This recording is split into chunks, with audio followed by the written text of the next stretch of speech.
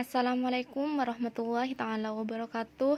Perkenalkan, nama saya Muhimmah, mahasiswa YIN Madura, Prodi Pendidikan Guru Madrasah Ibtidaiyah semester 4. Nah, video ini saya buat untuk memenuhi tugas mata kuliah Sejarah Indonesia dan Dunia yang diampu oleh Bapak Ahmad Nursobeh MPD. Pada video kali ini, saya akan menyajikan wawancara via online dengan Ibu Marwiyah SPD selaku guru di Yayasan Nurus Sibyan, yang mana beliau merupakan guru paling muda di yayasan tersebut. Selamat menyaksikan. Assalamualaikum, Bu. Waalaikumsalam. Ya, ada apa? Mohon maaf apabila mengganggu aktivitasnya Ibu. Di sini saya mau wawancara secara online mengenai peradaban Yunani kuno. Ya, silahkan. Di sini ada beberapa pertanyaan mengenai peradaban Yunani kuno. Yang pertama, konsep sejarah dunia ini kan sudah tidak asing lagi dalam dunia pendidikan, dan bahkan materi pelajaran juga mencangkup pembelajaran terkait sejarah atau peradaban-peradaban yang ada pada istilah dunia. Pertanyaan saya yaitu, kenapa sih sejarah dunia ini penting untuk kita pelajari? Bisa langsung dijawab? Iya, silahkan, Bu. Iya. Karena setelah terjadinya peristiwa ataupun kejadian di masa lalu ataupun masa lampau, nanti bisa dijadikan pedoman ataupun acuan untuk lebih baik ke depannya. Suatu negara yang memiliki masa lalu, baik itu masa lalu yang kelam, masa lalu yang baik ataupun yang buruk, itu pasti kita pelajari.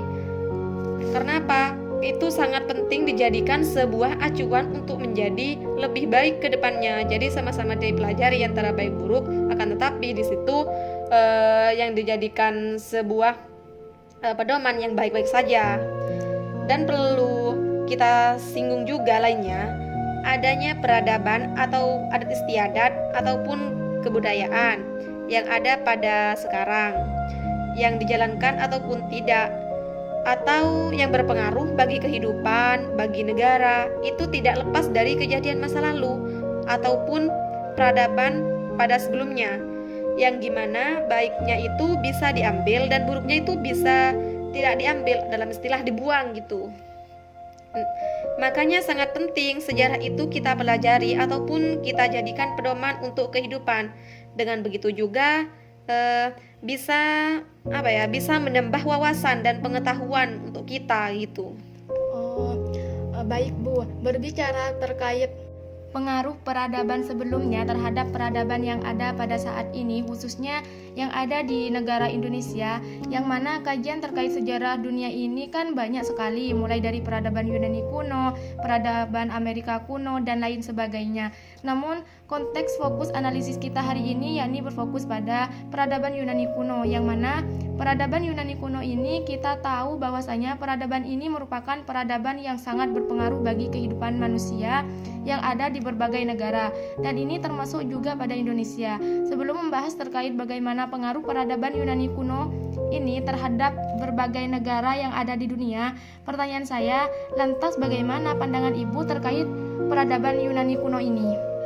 Jadi gini, peradaban Yunani ini ada dan berlangsung pada saat periode Atalis, yang mana periode ini waktunya itu pada abad ke-6 sebelum Masehi. Itu pada periode Atalis. Jadi pada saat itu dimulai dari kedatangan bangsa Indo dan Eropa yang datang pada Pulau Kreta, yakni tepatnya pada peradaban Yunani. Nah, di sana para pengusaha Indo campur Eropa itu ketika datang ke pulau Kreta, mereka berbaur, mereka menyatu dengan kebudayaan peradaban Yunani yang ada di pulau mereka.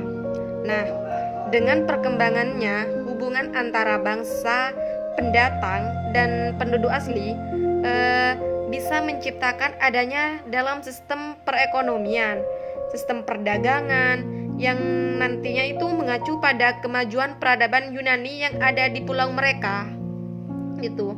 Lah, dan pada akhirnya kemajuan dan perkembangan tersebut itu mempunyai pengaruh besar terhadap pengetahuan, dan nantinya itu akan juga memberi pengaruh terhadap penduduk asli sana ataupun bangsa yang datang ke pulau tersebut, dan juga itu berpengaruh terhadap perkembangan dunia.